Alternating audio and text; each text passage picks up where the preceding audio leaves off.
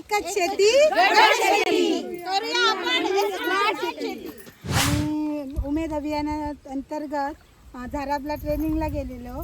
तिथे आम्ही ट्रेनिंग घेऊन आल्यावर आमच्या गावात तिन्ही CRPनी निमंत्रक बनवून महिलांना गोळा केलं आणि आम्ही बोललो की स्पर्धेत भाग घेऊया. 10 एकर शेती करायची आहे आम्हाला आणि आम्हाला तिथे माहिती दिलेली की अशा प्रकारची शेती करायची आहे. ते पेपर वाचल्यावर मला वाटलं काय माहीत लोक तयार होणार की नाही शेती करायला. खर्च पण तसा थोडाफार होतात. मग आम्ही तिघी पण सगळ्यांच्या घरी जाऊन आमच्या महिला एका पायावरच तयार झाल्या की शेती करूया म्हणून. आणि नंतर आम्ही शेती पडींग जमीन ही तयार लोकांकडे जाऊन मागितली की आम्ही शेती करतो असं तर लोकांनी आम्हाला तयार होऊन दिले आणि आम्ही ही शेती आता करायला घेतली आहे. आणि आमच्या घरातल्या पुरुषांनी पण आम्हाला थोडी याच्यात मदत केली आहे.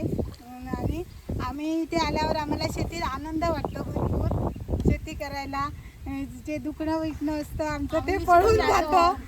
शेतीत काम करायला मजा वाटते आम्हाला. म्हणजे एकदम असं हे वाटलं होतं की नाही हे जमणार नाही, पण आम्ही ठरवलंच की करणारच, आम्ही करून दाखवणारच. लोक आम्हाला हसतात, लोक तुम्ही विचारतात याच्यात खत कुठचं घातलंय असं वगैरे. बाकी शेतकरी विचारतात. सगळ्या याच्या जमिनीत काटे कुठे सगळे असे पसरलेले होते, नुसते झाडं मोठी मोठी वाढलेली होती.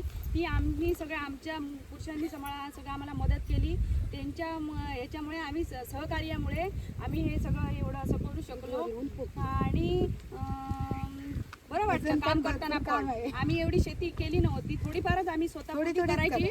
पण आता पाणी फाउंडेशनची टीम आल्यामुळे पाणी फाउंडेशनच्या टीमने आम्हाला ट्रेनिंग दिलं आणि आम्ही जास्त पुढे गेलो. 10 एकर वरतं म्हणजे पूर्ण 10 एकर पडीक होती. जवळपास 5-5 फूट उंचीपर्यंत गवत होत.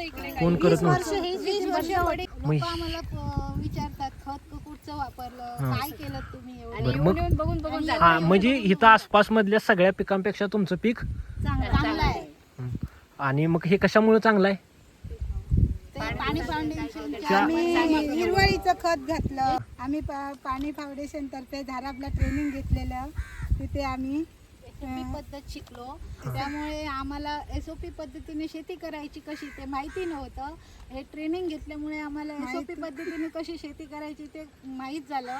त्यामुळे आम्ही बाकीच्या शेतकऱ्यांना जवळ करून SOP पद्धतीने शेती केली.